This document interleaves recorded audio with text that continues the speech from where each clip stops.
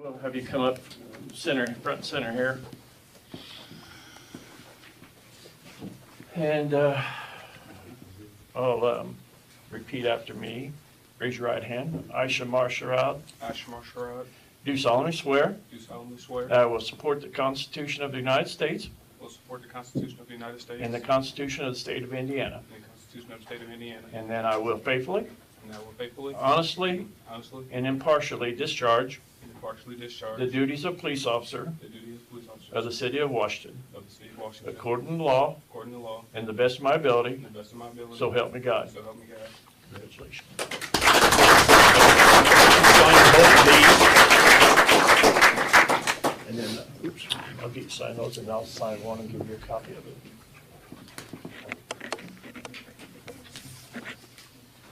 Okay, I signed this one for me too.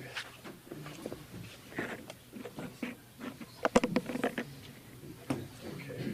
Yeah, go ahead and just tell everybody a little something about yourself or whatever you want to say.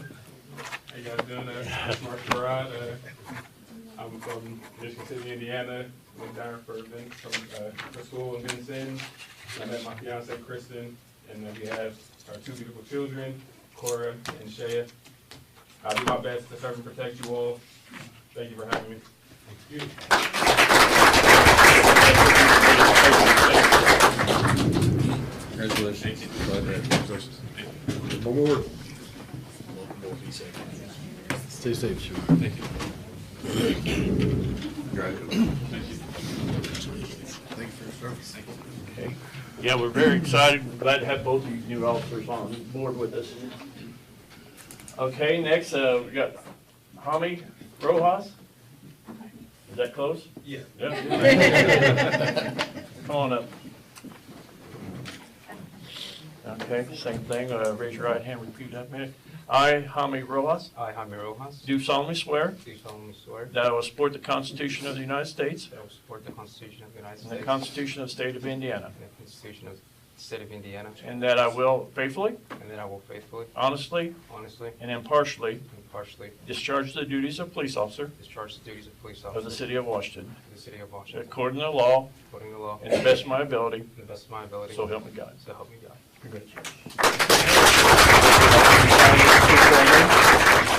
I'll sign both of those, and then I'll sign it and give you a copy. Tell a little bit of something about yourself, and one more over here.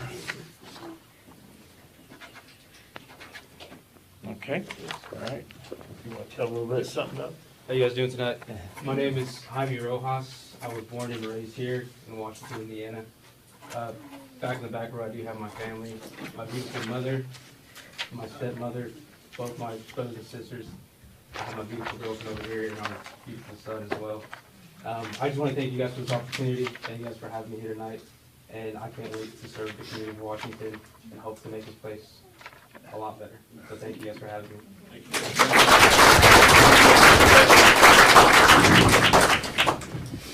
Congratulations. Thank you. Thank you. Stay safe, Jaime.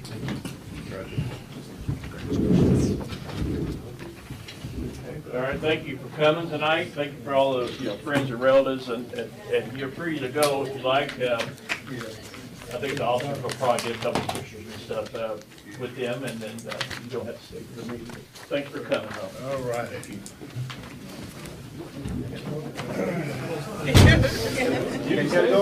You can stay.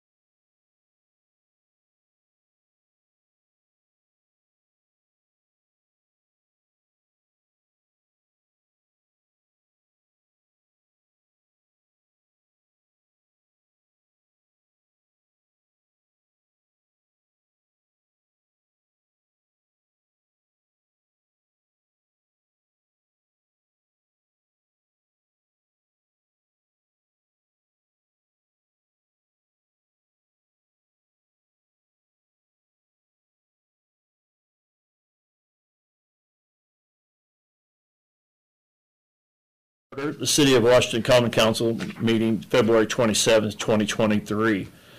First of all, let's have a moment of silence for our veterans, and also to remember Jan Steimel, the wife of a longtime council member, passed away by a heart attack over the weekend. Remember her in your prayers and thoughts too. Thank you.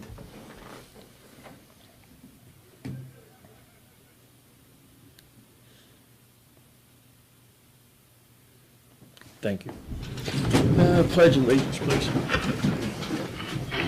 Pledge allegiance to the flag of the United States of America and to the republic for which it stands, one nation, under God, indivisible, with liberty and justice for all. Thank you. Okay, may we have roll call, please? Councilman Lunsford. Here. Councilman Brown. Here. Councilman Gress. Here. Councilman Hampton. Here. Councilman Emmons. Here. Councilman Dahl. Here. Councilman Showalter. Here. All counted. Okay, very good. Next, we have the approval of minutes of the February 13th, 2023 regular meeting in front of you tonight. Anybody have any questions about the minutes?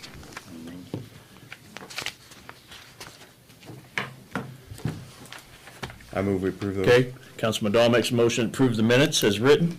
I'll second. Councilman Grass seconds. All in favor? Aye. Opposed? All right. Next, we have written presentation of the claims tonight. Any questions, concerns about the claims that's been presented? A little different tonight. You have two registers. One is the regular register and one is the payroll register. Yeah, trying to do something a little different. Because of the new program. No, actually, because of the date that was entered, not long, but just entered, and it printed out two different reports. We can correct that, or we could do this every time if it's something that you want to see. I mean, as far as separation of the payroll numbers from the regular. I don't see anything wrong with it. So I'll make a motion, we send them to the Board of Works. Okay, Councilman Grass makes a motion to approve and send to the Board of Works for final approval. I'll second that. Second, Councilman Emmons seconds. All in favor? Aye. Opposed? All right. Abstained. Yes, thank you. Okay, let's see. Next, the comments by the members of the public other than what's on the agenda. Anybody in the public? Yes. Gary Mattis with Friends for Animals wanted to present a little information about a low-cost spay neuter program that they're trying to work with one of the vets here in town. Okay, He can Gary. talk and shit. I'm with Friends for Animals, Gary Mattis. We have been helping the city out for 12 to 13 years on dogs that are hurt or anything like that. The shelter can't take care of those dogs, and we are glad to help with any dogs that come in to the shelter. And they are gonna have a low-cost cat spay and neuter. They're gonna, out there at the East Side Vet Clinic, Hannah Pancake is the new owner out there, and she's gonna do 50 cats in a day. If, she is needing a total of $3,500 for all of the medications and everything like that they'll need to do the 50 cats. But she's gonna try and do 40 males and 10 females. The males are the worst trouble of all because they can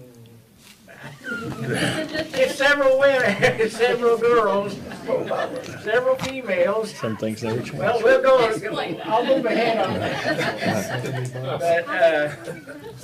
But she's needing, but it's gonna be not March 29th, and it will be $20 for a neuter, which is the male, and $40 for the female. She's hoping to get just 10 females done in that day.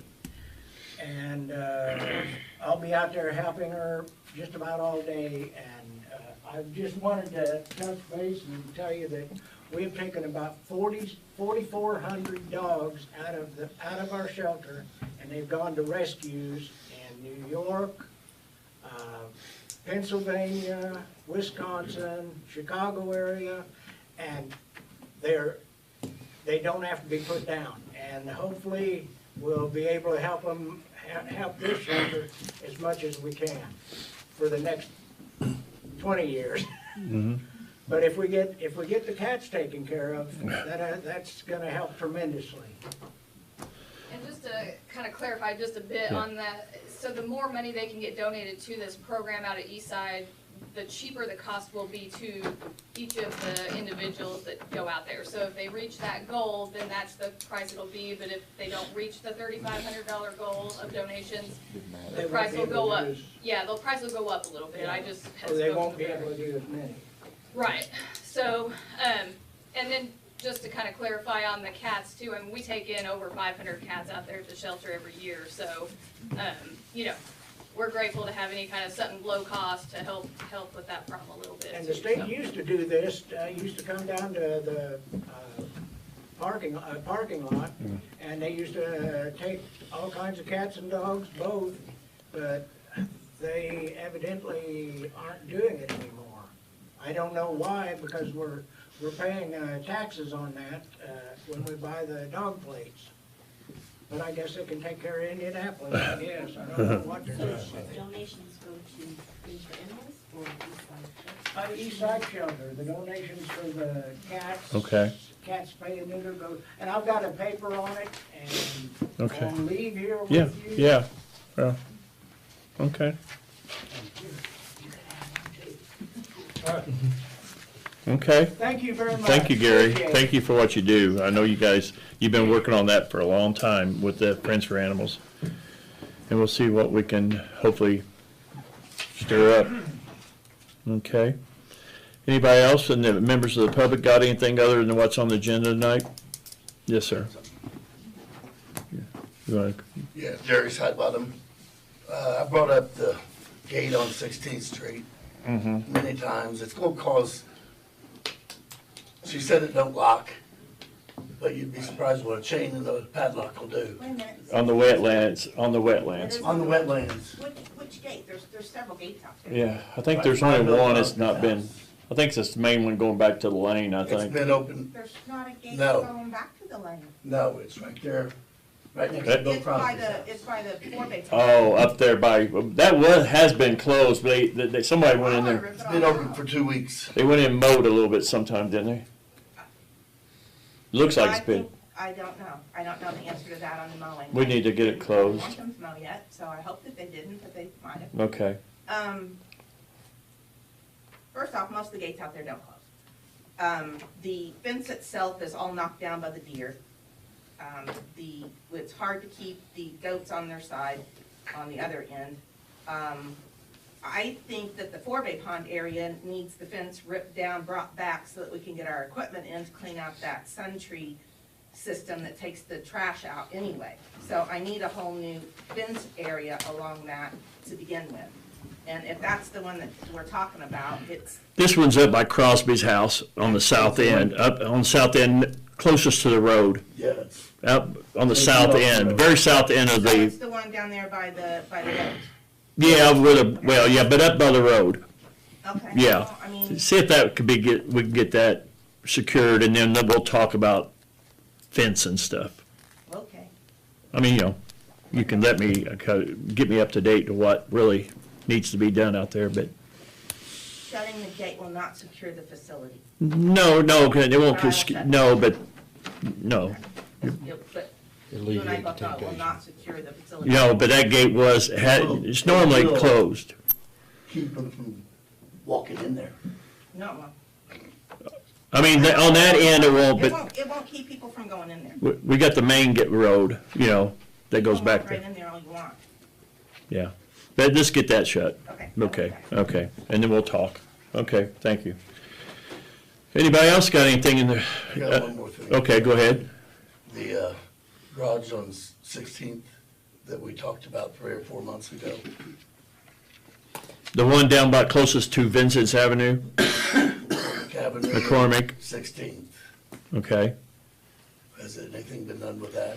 I think he was down there and looked at that. McCormick, the corner of McCormick and 16th, it's on the east side there, northeast corner.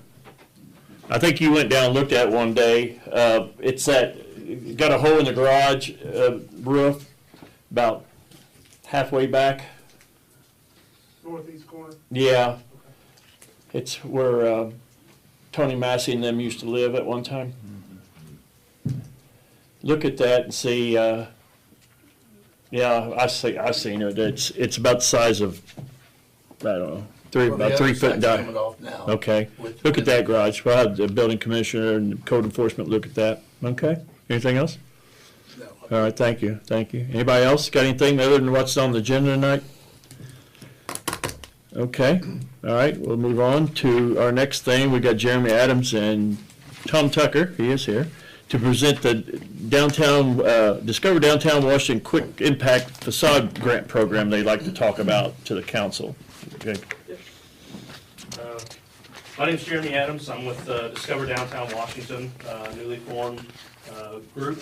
We are looking to try to help bring some life back to downtown, and with all the things that we've got going on, commons projects and things like that, I feel like this is a great time to have this group and bring it together. So first off, I want to say thank you for allowing me to be here tonight and present this. Just like the Mayor said, we're looking for a quick impact facade grant. From my understanding, at some point in time, there was a few years ago a facade grant that was available. We're looking to try to bring this back to the area. We've worked closely with the mayor who sits on our board, Councilman Lunsford, Councilman Emmons, John Casper is on our board, is on our committees as well. Working with these folks to try to get something cohesive together that can work for everybody. Also have Dusty Davis, he's the president of our board, also a big property owner downtown, so we've worked closely with him and trying to figure out how some of these things work and what some of the issues are that we need to point out as well. And Tom Tucker is with us as well. So what we're looking for with this quick impact facade grant, we want, with the new group, there is obviously an opportunity for a much larger facade grant that's going to be more intricate, take a little bit more time. We're going to have to go through some architectural studies, look at, work with some of the historians and things, so that we can really preserve the historical aspect of downtown as we go through it. What we want right now is, we've seen with some of the other downtown groups, they've kind of stalled out or, haven't been able to be as active. We don't want to have that reputation, so to speak. We want to put a stamp out and say, hey, we are actively doing something. We were incorporated, Dusty, when was? June, July. Yeah, so June or July of last year is when we finally got our articles of incorporation, everything put together. So we feel like now is the time to put this out. You all should have a copy of the application and the agreement. There's also a map in there as well that kind of shows you the area that we're looking at. So it's more than just Main Street. This facade grant program would be mainly strictly for commercial buildings and multi-residential. So we're not looking for, just a single family home. This would be more on the commercial side of things. With that being said, the grants we're looking at would be a $3,500 one-to-one match, up to $3,500. So it could be overfunded. Facades, we're looking at cornices, signs, paint, doors, windows, things like that. Anything that's street facing. So roofs would be excluded from this. Backs of buildings on the alleyways would not be acceptable for this either. What we're looking for is a total of $40,000 that we'd like to split evenly between the city and the county. So our ask tonight would be $20,000 from the city to split the cost with the county. $35,000 of that would be for the grants. We're looking to do up to 10 grants at $3,500. The other $5,000 would be for administrative costs.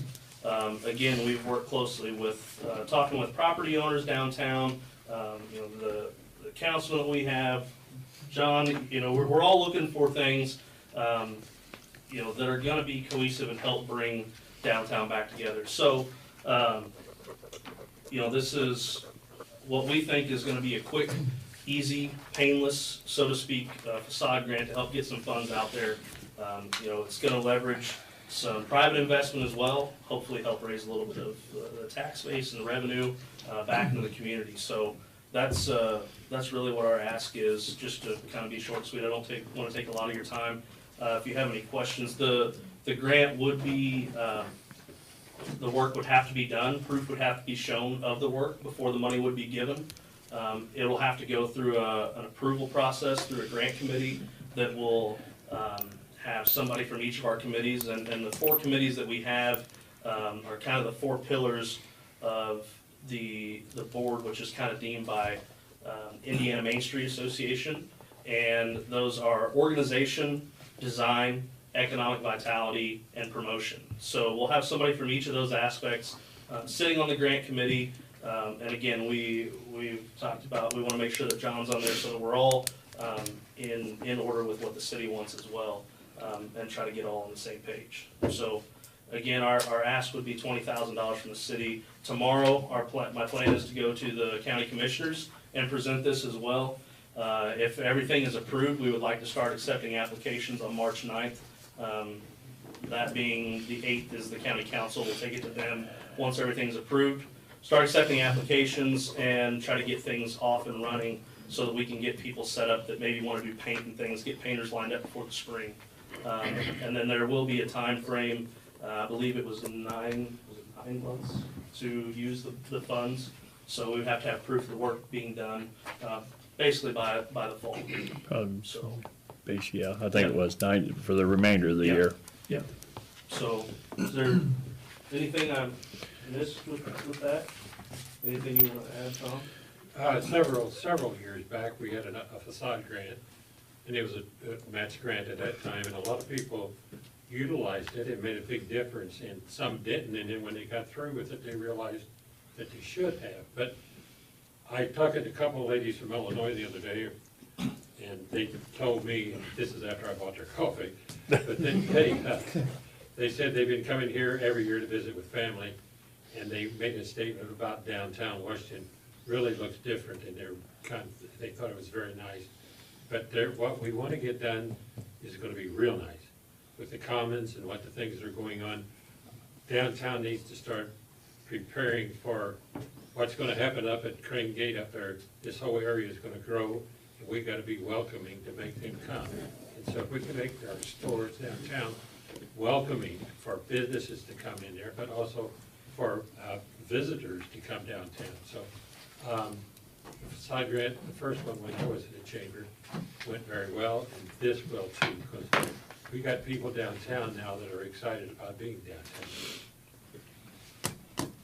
Okay. Since there is a board after this is all done, the money's spent, will you guys come back to us and tell us what happened? Sure. Where our money went? Yeah, absolutely. Yeah, Recap. yeah. And we can get, you know, we'll have part of the application process and the agreement, they have to submit photos, so we can have that for you as well to see before and afters of what. You know, for future, if you wanna come back and it looks good, you know. Sure. And this is something, you know, we are alluding to later on, a more extensive facade grant. You know, like I said, once we have some of the studies done, there have been several other communities that have done that and done really well with it. But, you know, this is kind of, we want to use this to kind of work out the kinks before we roll out a great big program and ask for more money. You know, we want to make sure that we've got our I's dotted and our T's crossed before that happens. I got a few things. One thing is, I sent some information about another grant, facade grant program. Did that get turned? I sent it to, Brian? no, Eric Headley. Okay. Okay. Eric's said- on our design. He said he's gonna get it to you guys, but there's another opportunity till the end of April for up to 35,000 each, and it's a 1-to-1 match too. But he has that information also to add. Secondly, on the committee, now, obviously, there's not gonna be like the business owners are gonna benefit from the grant on that committee as far as the grant committee? Correct. Okay. And that, I touched on that. So we have 4 people in that committee. that will not be recipients that have been solely in charge of putting it together. So anybody on that committee will not be a recipient of any of the grant dollars. Third is, will that be edit money? Yeah, most likely, that's about the only source we have. We just, have to look at that and see, and I did take a look at that, and, I mean, for something like this, we'd be okay. Would that be something Tim would have to write up though? No, We could just no, approve it? no, we just, don't have to on that, no. That's his discretion, really. Yeah. You just approve it.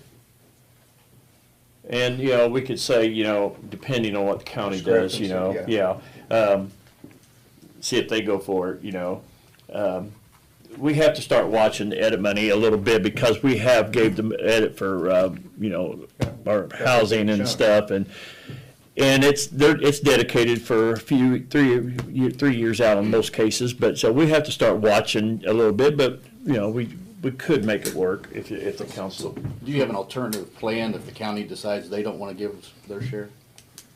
At this point, we don't. You don't, okay. No.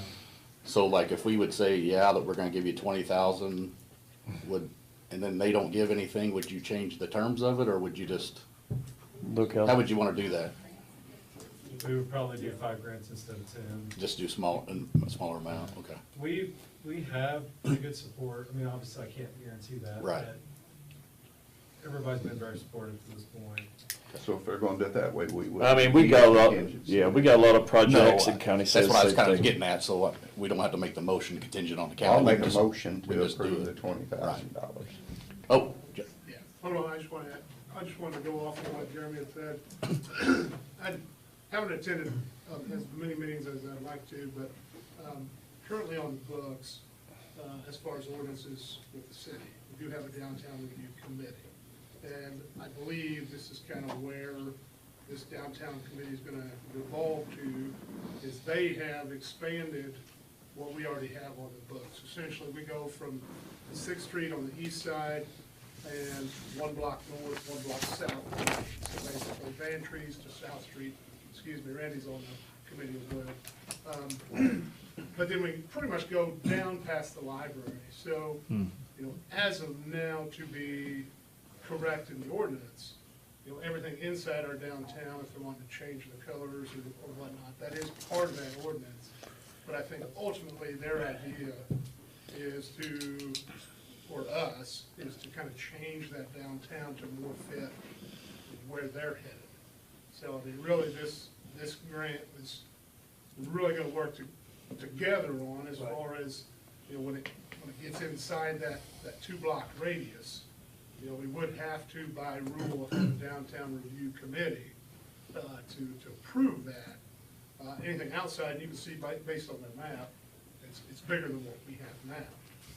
So anything outside of that, zoning wise, there's really not a whole lot. I mean, windows, paint, there's not much anybody would really even need a permit for or approval for at this point. Now, I think through this year, we'll probably start to think about transitioning to widening that downtown and kind of getting more in line with them. But in the short term, it sounds like with their facade grant, we'll basically work with them to make sure we follow the ordinance and nobody's left out. And I wanted the city and John's office to be involved in this because I think, it's city and we should have, we should be overseeing it too, with this program. And John does go to the meetings and he tries to get to as many, but it's important to have the building commissioner's office to be a part of this.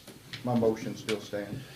Okay, I have been going. Yes, and you have, too, yes, yeah, and the thinking on Councilman Lunsford, our yeah. part is, hopefully we can come up with something to present to Tim to kind of change the ordinance to make it broader, a little Yeah. easier to evaluate Yeah. places instead of everything being in a gray area and you just gotta Yeah. go with it. Yeah. And I think the biggest gray area right now is that in the downtown ordinance, it says that the colors shall be harmonious.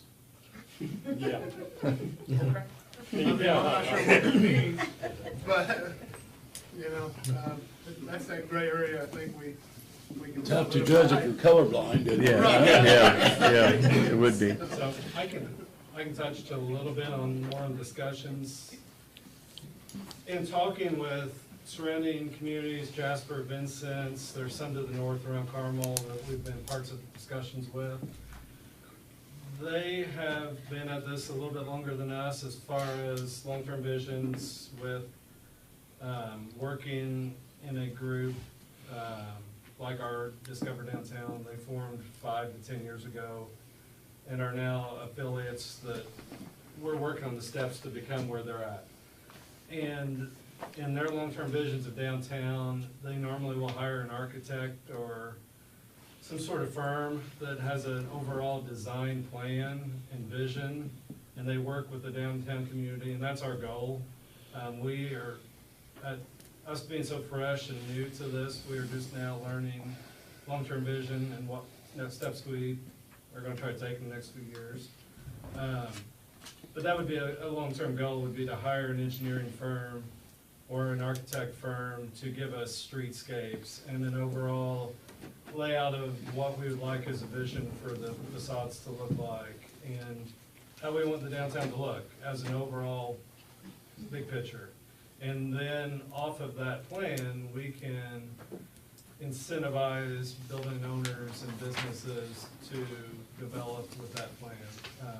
The city's making a fantastic investment in the Commons project downtown, and we just want to better the rest of downtown around that. I think the overall goal is to create a culture downtown where people want to be, and they travel here from surrounding communities, and this is the place that they want to go to on a Friday night out to eat, entertainment, music, movie, whatever. We draw in people from other communities to come here, and that's the overall vision. These are just the initial first steps and get started with that long term. So. Okay. I would second his motion. Okay, Councilman Campbell makes a motion to approve the $20,000 from Edit, and Councilman Brown seconds. All in favor? Aye. Opposed? Okay. Thank you. All right, thank you. Thank you. All right. All right, next. Here's my paper. Find my paperwork. Next, on the agenda, we have Nick John of BS Engineering, and we have Richard Birch from Midwestern here to talk to the council and discuss the Highway 50 project to us. Gentlemen?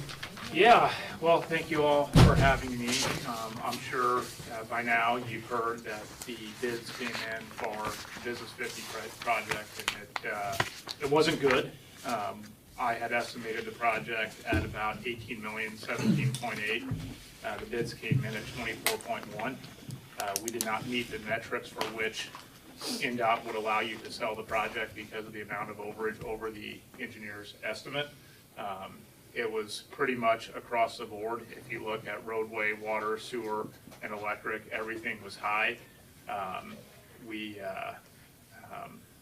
then took a look at, where do we go from here? What are our options? And obviously, the first option is you rebid the entire project and try again, phase the project, or you don't do the project at all. If you don't do the project at all, you have to pay back the federal funds that have been expended to date, and you still have a facility that has to be maintained, and there are obviously needs there. Phasing the project was a concern because we didn't know if NDOT would support that or not. You have to go through various processes to phase the project. You can't just go until you start to where your money runs out. You have to phase it in sections of independent utilities. So if the second or the third or the fourth phase is never built, this portion that you do can function as its own entity, and it provides value. And then obviously, if you rebid the entire project as a whole, are there enough changes that you can make to the design that gets it back within budget to where you can actually sell it? Obviously, that is a challenge. The water and the electric were close, The roadway was on quite a bit, which is a challenge for a funding source since it's TIP bonds and state cash that would cover some of those costs. And then sewer was quite a bit higher as well, and we're sensitive to those rates and what it would take to get to a position where the project could sell. So the fact of the matter is, there's not enough changes you can make to the design plans to close that gap. You have to cut scope whenever you're talking about an overage of that much. So we proceeded with a call with NDOT to figure out what their support would be. I guess misery loves company, and not to make it that it's any better, but this is a statewide problem right now. They're having all sorts of problems with bids coming in high. They're starting to push projects in their program out to whenever their next available fiscal year of funding is.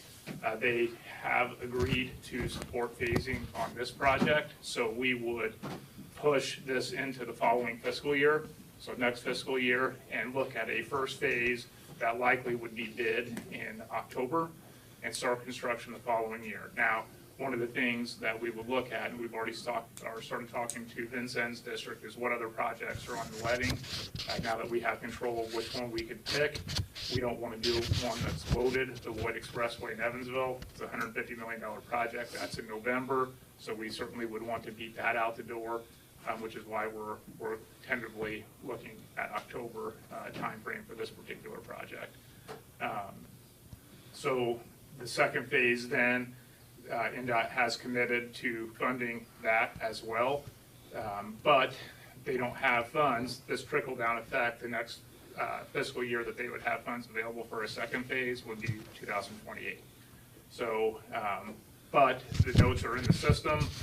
We wouldn't have to go back out and compete competitively for funds to build that section. And since the plans are already done, we would get them, the phasing part of it, taken care of and everything resubmitted. And basically what you see is the lettings that happen January, February, March timeframe. If you have high bids and you want to rebid, there's not enough time to get back on the same fiscal year because of the processes that you have to follow with NDOT, to where now all of a sudden, if there's a shovel-ready project, they will bring that forward and fund it. So Kathy will keep a couple of projects in their back pocket. 28, there would be the funds guaranteed, but that's not to say that it couldn't be 27 or 26, because we've got the right-of-way purchased, we've got the environmental document taken care of, everything is in line. 2028 is definitely not when I want to see it, because there's needs on Bryan as well. We've got a facility that's going to continue to age. So we have to work through that. We've got a building at the end of the project that is now vacated that we have to deal with as well. So there are some interim things that we're going to have to think about and make sure that we're in good shape there. But I was thrilled, that NDOT has agreed to continue to support the project in a phased manner. And, that was probably the best possible outcome in a sea of not very good news that came out of this whole situation. So what's the phases? Okay, so the phases, we looked at it. Right now, we have approximately $9.5 million in federal funds to us. The sections of independent utility, 3rd Street to State Road 257. So that's really where you start transitioning from a curb and sidewalk section to no curb and sidewalk. So you can make a case for independent utility there, and I don't think you would have a problem. It actually would tie in just past Masons, the eastern property line of Masons.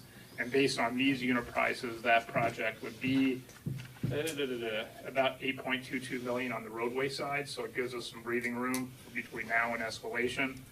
We'd also look at, would have to have a real long, a difficult conversation with Main Street Traffic. And what is our opportunity to actually shut the project down, or shut the roadway down versus phase it and at least maintain one lane of traffic. That's what we did now. And there was a lot of discussion amongst the contracting community of time and costs and everything associated with maintaining traffic on the roadway while it was under construction. But because there are landlocked properties and with how emergency services worked, we took a run at it, and it didn't work out in our favor. So we'd have to have that discussion and see what options there are. You know, we shut down projects or roadways all the time, and people drive on aggregate, but it's not the main thoroughfare. For example, Walnut Street in Evansville, that's what's happening through the neighborhoods by U of E and then by Van Park. But that's also not Business 50, one of the main arteries through a community.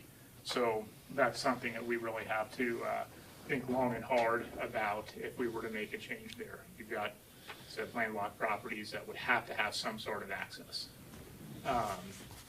So that would be the first phase. The second phase would be from 3rd Street to 21st Street, and really that's where the trail ends. And then the 21st Street to State Street, that's kind of its own entity there with the structural overlay versus reconstruction. So that would be the other section of independent utility. And that one was about $13.5 million, which is now still a stretch on the roadway side. And we still have to figure out how we deal with the sanitary element, how we buy down those costs, perhaps with state funds, our funds, whatever it may be. We've got the financial team working on options there and different things. The water portion of the project is basically from 3rd Street to the end. The sanitary is still going to be from 3rd Street to 257. That's pretty well where we're separating the sewers and dealing with some of the combined issues that are in that neck of the woods. So that's still a hurdle that we'll have to deal with. But we've got funds that there are some options that we can come back and work with our group and represent those when we get a better handle on what that all means. But the fact of the matter is, I mean, it's not going to get cheaper. You know, we see what's happening. So I don't know that I would recommend going all the way to 21st Street at this point, and making sure we leave something in reserve to not find ourselves in this position again of having to raise dollars, and then, you know, over the course of time, you know, there is money out there, and you know, we'll figure it out, do what we have to make it work. As Nick mentioned, we have been talking with Baker Tilly and Bose and as far as where it's at, and trying to regroup and come back with a new game plan on it. Well, I don't think not doing it's an option to me. I mean, but where the roads are, so we gotta do something to make it worth, you know, or last very long, because right now it's deteriorating, you know, all the time. Yeah. And I'm sure Brian knows that firsthand, so. Yeah. I mean, And then you get this federal money, and if you don't do anything, then it goes back. I definitely don't think that's an option, but I think the Yeah. phasing in is the only thing that makes sense right now. Yeah. So if you phase it in, the next phase, are we more likely to run out of state money? So if we, the second phase, we would go back out and then would have to have the conversation of what's left. You know, we have state cash, we have some TIF bonds. You know, is NDOT going to fund 80% of what that project costs? I would assume that would probably be in the 80-20 match range for the next project. So if that, you know, difference was $5 million, $5.5 million, it'd be somewhere in the 20% range of That we would owe. That you would owe. You know, I think how long the TIF funds and the state cash, you know, hold on, especially the state cash is probably going to be relative to what Brian has to do to maintain it. It's got to be, it can't be let go to deteriorate completely. Okay, so we could move on to the first phase, bid it in October. Mhm. And then the second phase is sometime later, and they can go back in and try and get additional federal funds. So the second phase, if we call that from 3rd Street to 21st Street, or 257 to 21st Street, or 257 to State Street, whatever that ends up being, that part of it's not been discussed. Kathy has indicated that there would be federal funds available for us in fiscal year '28. But because those plans would be shovel-ready Yeah. and the right-of-way is bought and the environmental's approved, if other projects push, which has been happening a lot lately, then she would pull ours back forward and we could rebid or bid it sooner. So, just, I'm a little thick, but if we go with the phase, that will not cost the city any extra but $1 million? So if you go with the fate, well, I don't know what the bid prices are Yeah, gonna be yeah. whenever the project actually bids.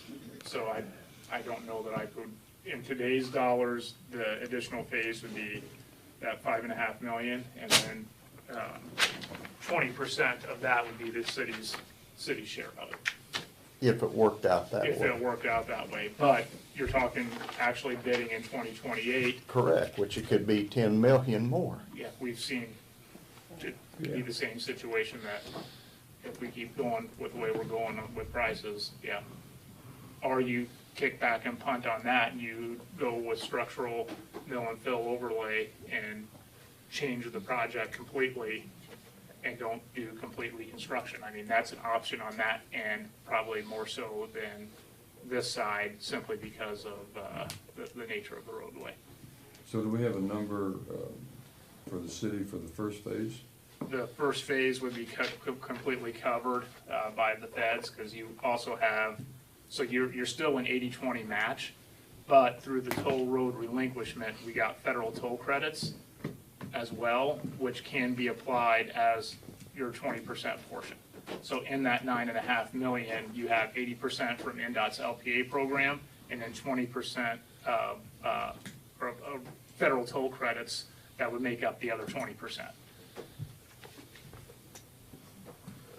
So if it came in there, plus minus $1 million, then the city shouldn't see a invoice for it. So is that only on the road and the? So we got the sewer, well, so we saw the sewer, electric, and water portion. That's the city's problem. That's still the city's problem, yes.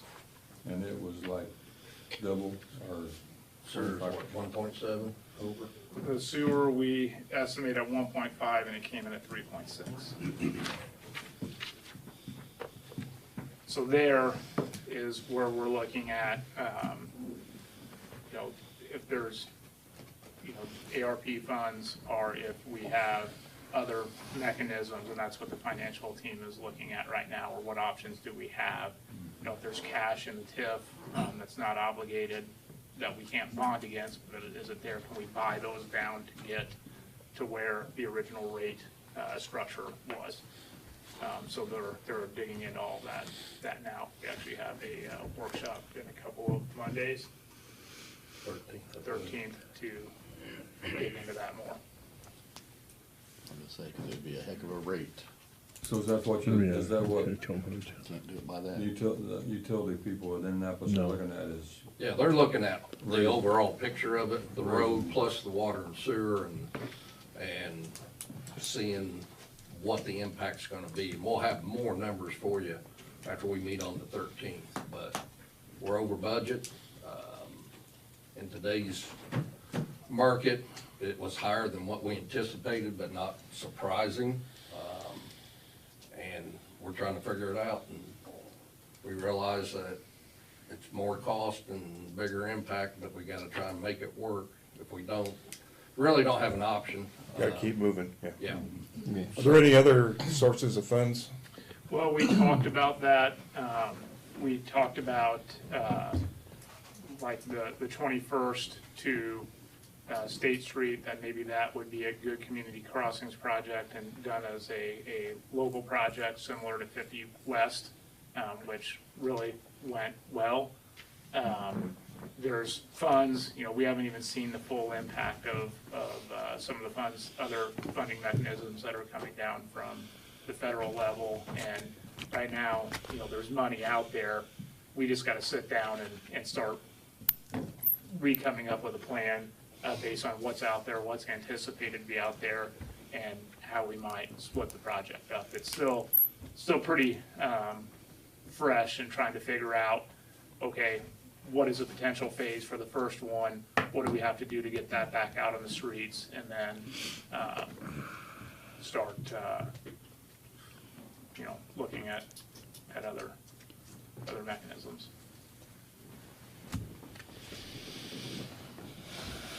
Just gotta I keep mean, moving you know, forward.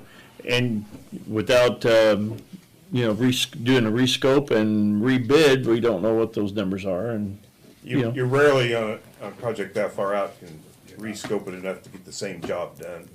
Yeah. Yeah. So, Cheapen up the project. and like I said, I got this LPA non-award letter that I gotta get back to them this week. And in that, they just want to know what our plan is, and that's all they're asking on this, to keep this moving forward. Yeah. They say rescope or relet project, new letting date, or cancel a project. That's the, Yeah, and we would basically. Rescope. Yeah. Out of those three. Yeah, I mean, that's what they want this back this week. I just got eyes on it today, but normally it was 2 days after the 10th, but Brandy said, no, that's okay, just get it back this week to me. And I told them we was meeting tonight, just try to talk about some of this. So the rescoping part would be looking at the maintenance of traffic. Maybe there's a few other things in there, specifically with phasing across the 5750 intersection. That's a bear because it needs to be kept open to traffic as well. And then the other part of the rescoping would be the phasing aspect. So you're rescoping it into a shorter project. And So the states on 57, what was their plan on that? I mean, when were they planning to do that? the 57 project, Yeah, all the way through. oh gosh, we're actually designing that, and I hadn't even focused, I think we're 2 or 3 years away from that. Okay, I was trying to make sure if we're pushing ours and then they're doing both those at the same time, Yeah. that'll be a nightmare. Yeah. Yeah, that's So what I this said one too. would still be done, the first phase of 50, actually, we can call it the third phase at this point, if you talk about the east, the west, and now this. Yeah, Would be yeah. done well before the 57 pavement replacement project. And that'd be all the way out to 257, right? That would Yes. be just, Yeah. call it the east property line of Yeah. Masons. Yeah.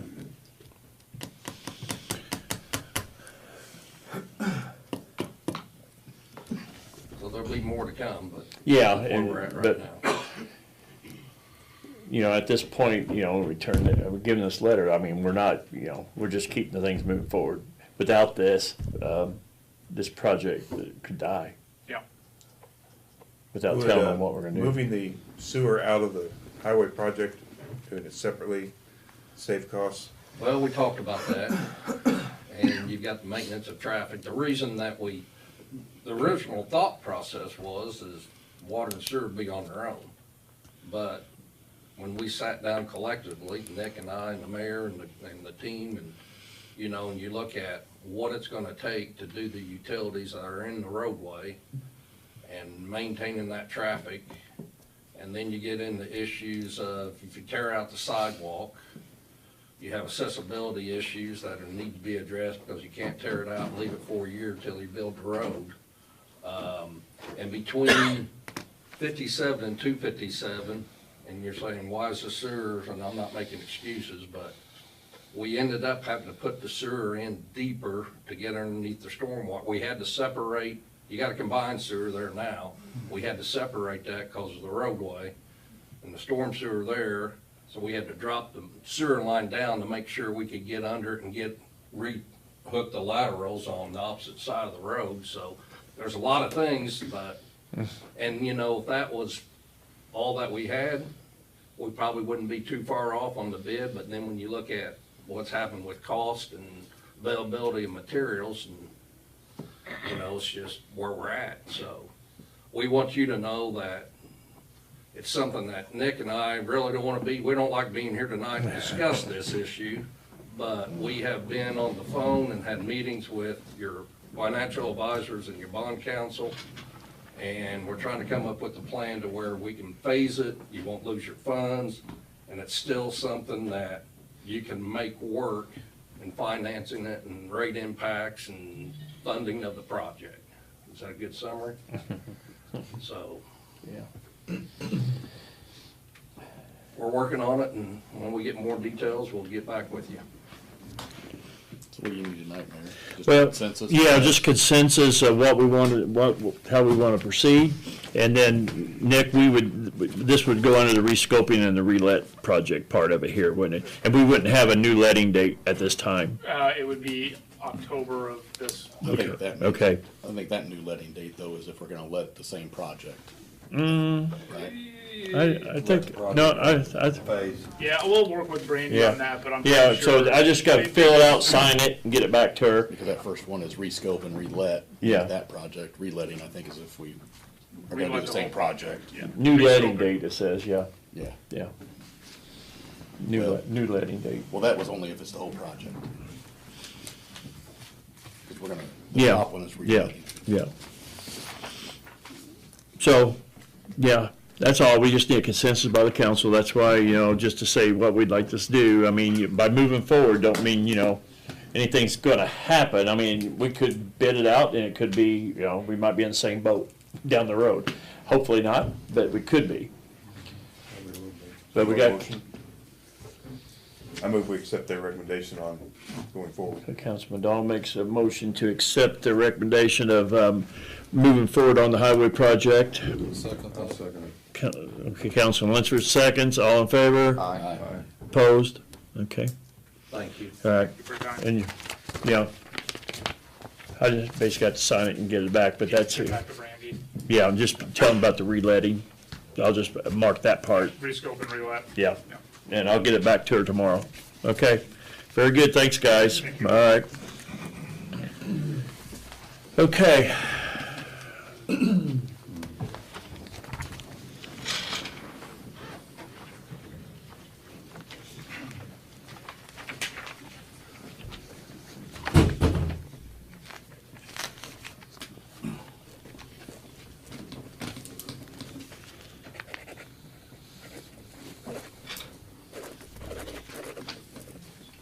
Okay. All right, next, resolutions, we have none. Ordinance, we have the final reading of ordinance number 4-2023. I'll make a motion to read that Okay. ordinance by title. All right, Councilman Kempton makes a motion to read the ordinance 4-2023 by title only. Seconded. Second by Councilman Showalter, all in favor? Aye. Ordinance number 4-2023, an ordinance rescinding ordinance number 11-2022 regarding the capital asset policy at section 34.50 of the city of Washington, Indiana. Okay, any questions, comments on this ordinance? Make a motion to approve. Okay, Councilman Kempton makes a motion to approve. Seconded. Second by Councilman Showalter. Roll call vote, please. Councilman Lunsford, Aye. Councilman Brown, Aye. Councilman Gress, Aye. Councilman Campton, Aye. Councilman Evans, Aye. Councilman Dahl, Aye. Councilman Showalter. Aye. Okay, all right. This ordinance is approved. All right. Next, we have other business. We have Beth McGookie, our clerk treasurer, to present the annual fiscal report to us tonight. Finished this up last week. Submitted it on Gateway, so all this information is public on Gateway right now. I mailed it out to each one of you. I'm not sure which part of this you're wanting, if you have any questions, or what I can answer, but the first part of it is basically the fund report for the year. This is like the same as the year-end fund report that you were presented. And the second part is the detail of receipts. Third part is the details of the disbursements throughout the year.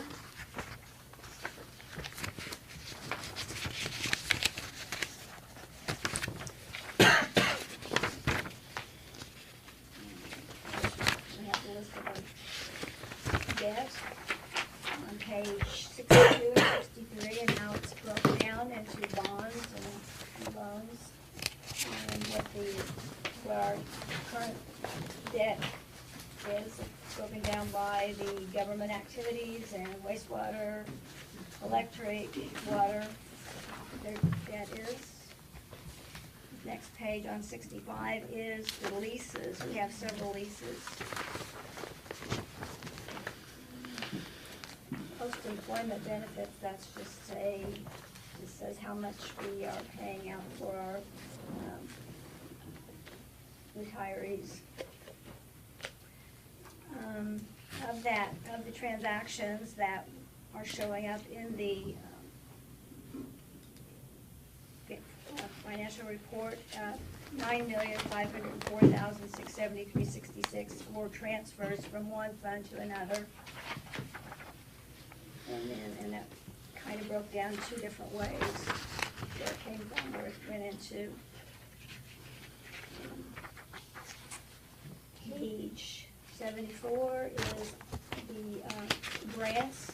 These are federal grants reporting that we're audited on those every year pretty heavily. Page 75, 76, 77, those are all the assets broken down by taxing side, electric, wastewater, water. And then on page 79 is the accounts payable and accounts receivable. Page 80 is the financial assistance to non-governmental entities. Just what we give every year to, like the Y and economic development, RSVP. And then 81, page 81 is the pension fund for the firefighters and police.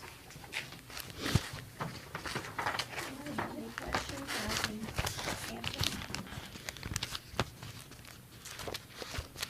Yeah, we've talked about, me and Beth talked about several things over the last week over this. Some of that debt, I mean, the leases you see, half of those leases go off the books this year, so that's a good thing. So, yeah. So one of the leases I saw was like, they all say that we retain ownership except for one. Okay, The I think backhoe. it's the backhoe. What they do is they lease it for 3 years, turn it back in, and do a new lease. So it's just a continuous. We could, Yeah. we could buy it, We but could buy it. usually the price Big is balloon not, payment at the end, but not very, They haven't done that. Like leasing cars. yeah, it's not very attractive when they give you a price on what you can buy it for. And then the one backhoe, and that's probably the one, it's, sidewalk program and what we do, we keep the backhoe busy, like we do in a lot of departments, but, we keep the one on sidewalk program going all the time. But yeah, any questions for Beth?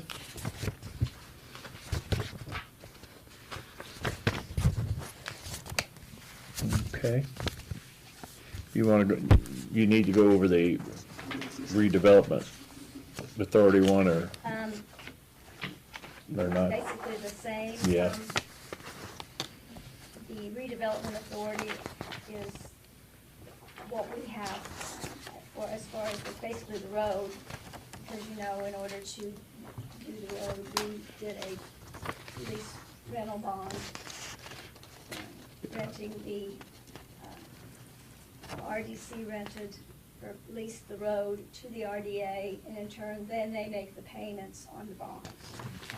So this is kind of the funds that are used for those, for the bond proceeds, the sinking fund and all of that. And also shows as far as the assets, basically shows the assets. The only one that they had is just the road, which was valued at $3.675 million, so that they could get that bond for that amount. Okay. All right. Any other questions? Any questions for it all? Okay, thanks, Beth. If I could I have a motion to approve it so I can put it in my I'll make bin that and it's- motion. Councilman Campbell makes a motion to approve the financial report. Seconded. Second by Councilman Brown, all in favor? Aye. Opposed? All right, thank you. All right, next, I just had this letter of support. I wanted to let you guys just bring to your attention in front of you that it just came the other day, and I just thought, I just wanted you to see it. Councilman Brown says I might be getting a phone call, and that pertains to this. But I haven't received it yet. You will. Yeah, I'm sure I will. But this was just a FYI thing. I just wanted to let you guys be aware of it. Any questions on that or anything? Sure, there'll be more to come and how we address that. All right, and last but not least, I am required to do the State of the City address, and that's what I prepared to do at this time. So if I may start on the city address. Good evening. As I begin the State of City address after completing my third year as mayor of the City of Washington, I see many things within our community continue to move forward in 2022. I will be covering a few of them throughout my address. As most everyone knows from the past year's reports, the administration had acquired major projects, one of them being the Business 50 project. Phase 1, the east side roundabout section, and Phase 2, the west side portion, have both been completed. In 2022, Phase 3, the center section from Southeast 3rd Street east to State Street, was bid out. Due to the receiving higher than expected bids, they were not awarded. The 4 major market rate housing projects, the Rhine Brick, the Buffalo Trace, Villages at Eagle Point, and Kirstein's, were all approved. Construction began with infrastructure and manufacturing in 3 different stages. All 3 projects valued around $37 million, consisting of 270 market rate homes, which will be a huge positive impact to the community. Other 2022 projects, the completion of the Combined Dispatch Agreement, which was implemented on January 1st, 2022. The Downtown Commons project is underway. The design process completed, and the project went to bid on December 1st, 2022. The project came in under the engineer's estimate of $4 million. The bid was awarded to Tabor Owens Construction for $3,154,949, with the total project being approximately $3.6 million. Construction of this project is expected to begin this spring. Additional business projects, reconstruction projects, and additions took place in 2022 as well, with the new Washington Classics restaurant, the new Face Pace Health Medical Center, new Rotary Park on Highway 50 and Meridian Street, reconstruction of the East Side Park Island, repavement of the Grass Pavilion, resealing and striping of the parking lot in the sports complex, resealing and striping at the East Side Park main parking lot, and the CCMG paving of 19 streets worth $750,000. As you see, we continue to be very busy in 2022, accomplishing more than the goals that I had after taking office. We will continue to make great strides going into 2023 and in the coming years, helping to improve our community. Next are a few brief highlights from the department head's annual report that I want to share with everyone tonight in no special order. These are a small portion of what their accomplishments throughout 2022. If you would like a complete copy of the department head's annual reports from 2022, please contact my office and we'd be happy to get you a copy of their full report. Animal Control Department, 700 animals were brought into the facility in 2022, with 55% coming from the City of Washington and 45% from surrounding areas. There were 19 dogs and 46 cats adopted out of the shelter, and an additional 216 dogs and approximately 50 cats were rehomed. Animal Control lodged 218 after-hour call-outs in 2022. The Electric Department continues to upgrade our city's current electrical grid with IMPA's new 9.7 megawatt solar field. With the Highway 50 project, they continue to work on the relocation of existing power lines.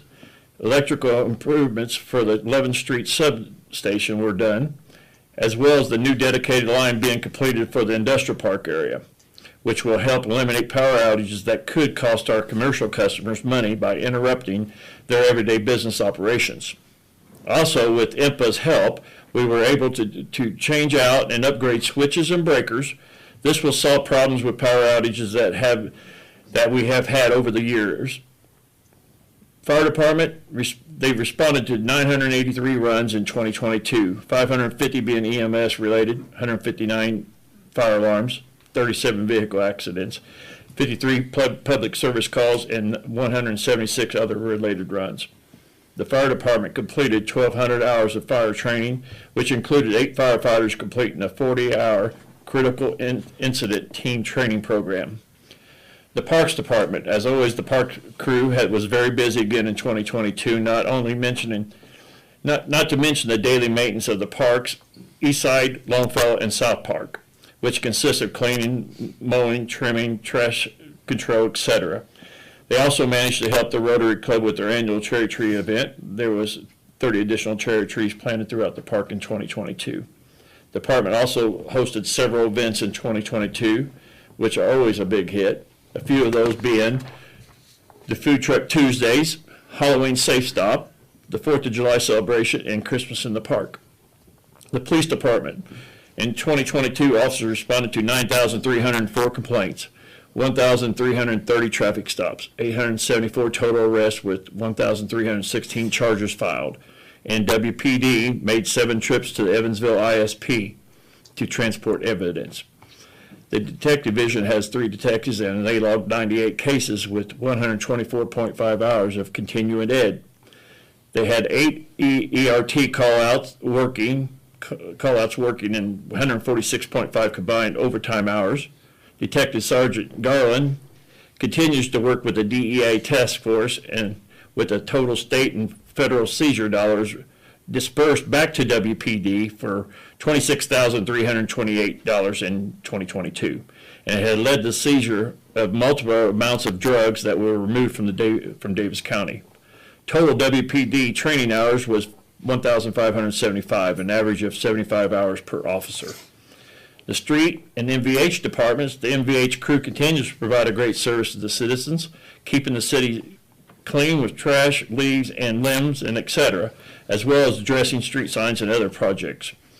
The work to keep all the streets cleared during the winter months and address street maintenance throughout the year.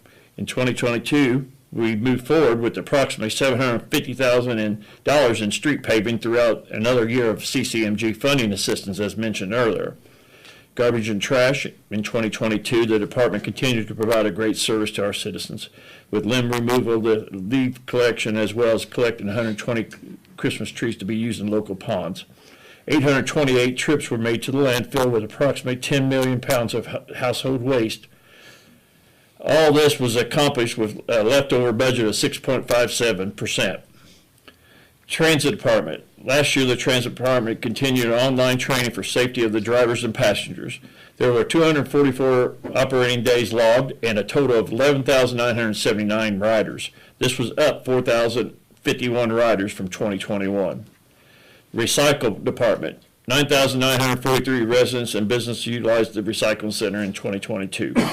This was up 2,612 customers from 2021 with approximately 58 tons of cardboard, plastics, paper, books, steel, aluminum cans, and newspapers collected. All kept from going to the landfill, which was down 26 tons from 2021. 278 tons of grass, 434 tons of wood chips, and 314 tons of compost was also recycled. Stormwater Department. The department also kept busy with their everyday work schedule, consisting of 8 lift station repairs, several sinkhole repairs, 19 manhole repairs, 25 sewer repairs, used the jet vac truck on multiple mains, catch basin cleanouts, wetland maintenance, and etc. They recorded 10 call-outs with a total of 20 man hours, an additional 478 man overtime hours in 2022. The street sweeper collected 263 loads, maintaining 4,022 miles of city streets. The utility office. There were 98,938 bills processed in the department. They continue to log gas and diesel usage for off-road fuel tax refunds. the utility office wrote off $39,705.37 in uncollectible accounts since 2017, which includes accidents, bankruptcies, and deceased customer accounts. In return, TREX, Tax Refund Exchange and Compliance System, collected $26,401 in 2022. There was about 60 letters to property owners sent out regarding outstanding sewer bills, with 42 accounts paid in full. The credit card usage had been seen as a 10% increase in use from 2021. The water department in 2022, there were several maintenance issues addressed, and the installation of a new roof on the water plant and on the lower administration / shop building that was overdue. There was also 34 normal leaks, as well as the installation of 39 new service lines and the replacement of 6 valves. The well field maintenance and cleaning of the south field well fields were also completed. HHW department 2022 brought several challenges due to IDM permit requirements. We addressed maintenance issues with the wetlands that were way overdue, with HHW staff doing a lot of the tree removal and invasive plant control. Work on the rain garden is taking place with plant replacement and an erosion blanket, as well as the new sign is also in the works. HHW had 725 customers in 2022 and conducted 3 annual events: Earth Day, Day of Caring, and the Drug Take Back, which generated 125 pounds. However, the most important part of this service is keeping the product out of our local landfills. Wastewater. This report is like so many other departments, as in 2022 was very busy with 1,703 tons of viral solids taken to the landfill. Lots of repairs in the plant with the centrifuge and the polymer system, including sludge pumps in the upper and lower pump house. There was also getting ready to a $1.6 million upgrade project to start in the spring of 2023. Wastewater continues to work hard on maintenance of the CSO in the wetlands that was desperately needed. The wastewater department continues to move forward to provide quality service to citizens of the city of Washington. Building commissioner, as I highlighted this report, 2022 was a very busy year for the permits, totaling 248. 35 new home constructions with additional 40 home additions, and a total of 3 commercial buildings with an estimated value of $2.8 million. This was the 9th year of the sidewalk program, with an additional 9 residents taking advantage of this program, with a total cost share split of $40,449. Over 250 inspections was made, and this department did 29 demolition permits in 2022. These are just a few things they were accomplished in Washington 2022. Code enforcement. Again, this is a thankless job, and Brent has done a great job. 2022 had a decrease in most every category from 2021. There was 939 cleanup orders, 665 was done by our citizens, and 274 completed by our street department. We had 171 trash orders down from 2021. I think this continues to show our dedication in keeping Washington a cleaner and better place to live. He issued 147 abandoned vehicle notices, with only 13 having been towed. IT department continues with the project in 2022, which included transferring internet provider connections at the City Hall, which was quite extensive. The department continues to deal with the everyday recommended cybersecurity needs from all the departments throughout the city. With the first year of our new IT director, Chris Ramsey, he has made good strides in moving the IT department forward.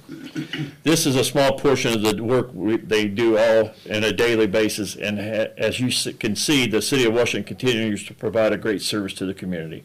As stated in our city clerk's treasurer's report, financially, our city budget continues to be in good shape. I look forward to bring big things happening in 2023 and the years to come for the City of Washington.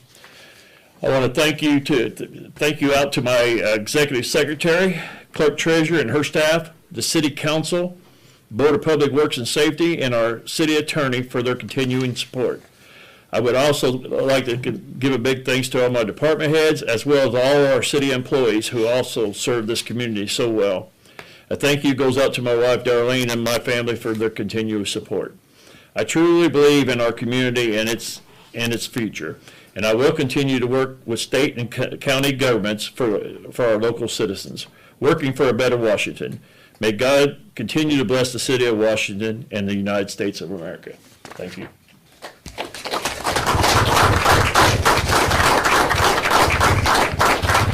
Okay. That being said, anybody in the audience got anything else for the council tonight? Okay, hearing none. Councilman Gresh, got anything for us? Nope. Councilman Dahl? Nope. Councilman Shorn? Hope everybody did a good job in the wind today. Yes, they did. We had a few problems, but they were still working on them, and hopefully we'll get them knocked out by morning. Councilman Brown? I'm good. Tim? I just want to, I know Steve's not here, but I just want to give a great deal of appreciation and thanks to the Washington Fire Department for the job they did on the 17th of this month. Unfortunately, there was a tragedy, but the damage up and down Third Street could have been a lot worse. And it wasn't just the fire department. I know there were other city workers involved. John was involved, the electric department. Saved my building, and I deeply, deeply am appreciative. Yeah, they did a good job. Thanks to Washington Volunteer Fire Department, the city of Vincennes that came over, and you know, looking at it early on when I got there, yeah, it could have went south on us, and they did a great job to maintain it and keep, you know, the damage to a minimal. Okay, thank you.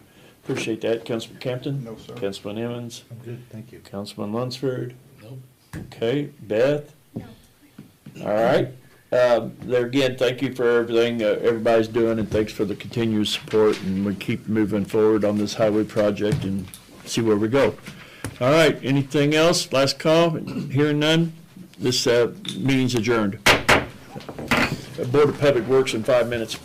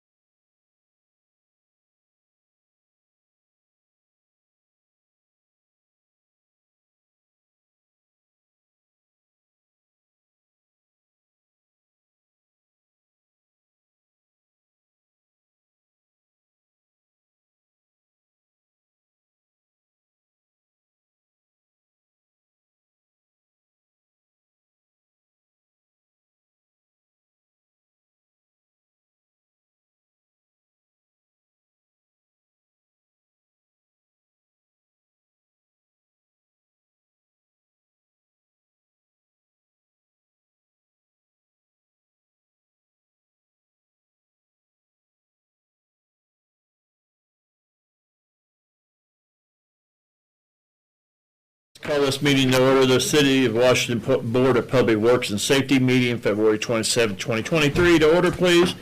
First, we have the approval of the minutes of the February 13, 2023 regular meeting in front of you. I'll move to approve the minutes. Councilwoman Nash makes a motion to approve the minutes as written, and Councilman Dahl seconds. All in favor, say aye. Aye. Opposed. Discussion approval of the claims submitted tonight in front of you.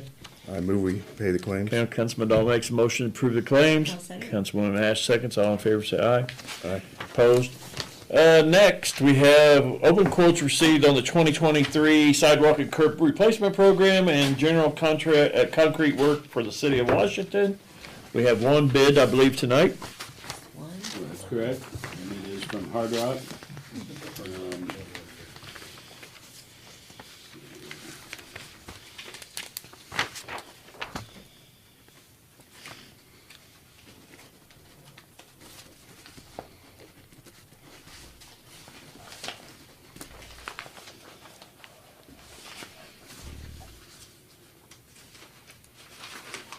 There is a properly executed non-collusion affidavit and a certificate of liability insurance. Bid is 4-inch sidewalks at $3.15 square foot. Integral sidewalk and straight curb 4-inch, $4.05 SFT. ADA curb ramp 6 inches, $3.90 SFT. Residential driveway crossings, 6 inches, $3.15 SFT. Industrial commercial driveway, 8 inch. I think that says 3.15, I'm not sure. SFT, yeah. Number 6, straight curb, $15 linear foot. Number 7, rolled curb and gutter, $15 linear foot. Combined curb and gutter, $15 linear foot. And number 9, standard lip gutter, $15 linear foot. How do those compare to last year? Just kind of taking a look at it, I mean, it's like everything else, it went up a little bit. Looks like the standard sidewalk price went up approximately a quarter. It was around $2.90, but which is similar to the concrete price. Concrete price that we can get it for is going up about another $10 a yard. It's supposed to be $3.15 or not. I think Probably it about would, the 135, Could imagine it'd be cheaper than the 6 inch. yeah, I would think it'd Doing be, pretty good. Health stay through the COVID stuff. almost look like it's been, it Very almost looks small like it's been increase crossed there. We out. were getting Looks like there was a about number there. 135, It does. Looks like depending on almost an 8. the amount. Yeah. And, Yeah. they have, over the last couple of years, have been putting on a fuel surcharge, so we have to have a minimum amount. That has increased to, one company is a 6-yard minimum, the other one is a 4-yard minimum. Pour at one time. Which to pour a 60-foot sidewalk, we Wonder if don't, they intended we to don't replace meet the that four minimum. or something. So we try to do 2 projects at once, to minimize the extra charge to the city as best we can. And, so yeah, overall, kind of what Nick was saying, you know, prices Yeah. are going up, Is there a rush on this, rush on for tonight to approve or not to approve? The reason, on this industrial commercial driveway, 8 inch, there's a letter, there's a number missing. And it looks like it used to be a 4 and looks like it's been taken white out to it. Yeah, So it's just got the 3 and the 5, and it looks like it was 345 at one time. You might want to reach out to Hard Rock and see what that's supposed to be. Just confirm. Yeah, but you could tell it was a 4 at one time, but it's been white out. which you know, we always wondered why that was on the bid packet, the commercial drive. Typically, the sidewalk program was meant for residential customers. Yeah, yeah. I guess he just bids it out, just, Right, I mean, that's just kind of the form that it's Yeah, in, however. yeah. You know, typically the program was started for the residential side. Exactly. So, yeah. yeah, I mean, it's still I- true to me. I mean, you know, whatever that's supposed to be, it really don't matter at this point, but it probably should have it filled in and just, With the crazy March weather, we're not. I didn't know. Do we have applications already? from people? No, we haven't. We usually take the contractor first, and then You have any leftovers from last year? we've got the one on center. Oh, okay. Mm-hmm. So we have one leftover from last year. I'd move we accept them. And he can talk to him about that. I really don't have anything to do. Okay, Yeah, I'll Councilman, second that. okay, Councilman Dahl makes a motion to accept these bids, and Councilwoman Nash seconds. All in favor? Aye. Opposed? Okay. And next, discussion approval of the cancellation of warrants and outstanding checks. Beth? You've got a copy in front of you. Those three warrants that have to be canceled. Is these ones that hadn't been cashed, They're 2 years old, 3 years. and they haven't been cashed, is that right? Correct. Yeah. I was really surprised on the one from Beltec. Yeah. I mean, that one there, spread, the rest of them, you know, they're mostly individuals, but that one, I was kind of shocked about that $1,368.64. I was surprised to see that today.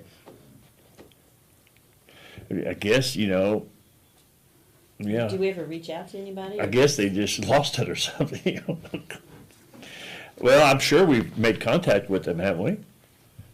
Beltec, or any of them, or do we? Or- I have not. Okay, well, you know, this has been for, how long ago? See, that one, Years ago, yeah, that was 2020, all these are 2020s. Right. Yeah, They have to be 2 years old. Yeah, okay. As of the end of the year. July 28th of 2020. It was a bad year. Yeah, it was a bad year. It was a bad year. Okay, You need a motion to approve it? motion to, yeah, for her to, cancel these warrants and outstanding checks. Yeah, make that motion. Okay. I'll second it. Councilwoman Ash makes a motion to approve the cancellation of these warrants and outstanding checks. Councilman Dahl seconds, all in favor? Opposed? All right. Last, we have, this goes back to last meeting, but we have discussion approval of salary position changes. We have 3 of them. Request from Kip Kelly, salary change for Edward Cornelius, title change from park foreman to park assistant superintendent, salary change from $22.08 to $25 per hour, effective February 18th of this year. Second one is signed by Roger Patterson, assistant superintendent, for Gerald Morgan, title stormwater part-time laborer to stormwater laborer, from $16 per hour to $21.80 per hour. And again, the effective date is February the 18th in wastewater department. And also from Roger Patterson, the wastewater department, request for Michael Roach, title changing from HE operator sewer maintenance at $21.80 per hour to job foreman sewer, $22.52 per hour, also effective February the 18th, 2023. And like I said, we approved it last time, and then we backdated this for February 18th. Second. Councilman Dahl makes a motion to approve these 3 changes, and Councilwoman Nash seconds. All in favor, say aye. Aye. Opposed? Okay. And that's all we have on the agenda tonight for the Board of Works. Anybody in the audience got anything for the Board of Works? Hearing none. Anita, you got anything else for us? No. David? Nope. Beth? No. Tim? I do not. Okay, this meeting's adjourned. Thank you. Thank you.